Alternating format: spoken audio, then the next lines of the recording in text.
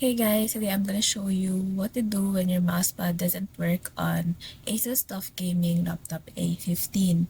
So actually, if it doesn't work, maybe you've just accidentally pushed a wrong key. So for that, just hold Fn and F10.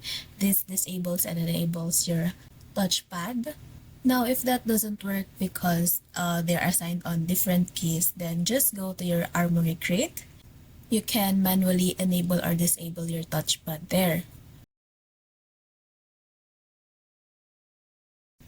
In here, just click on the system's update and then you'll see your touchpad there. If it is disabled, it is not light. So just click that to enable it. Or we can also go to your scenario profiles on your sidebar tabs. So in there, you have different profiles though, and maybe one of your profiles said that it is off. So just turn it on and then click apply and save. And that's it. Hope it helps.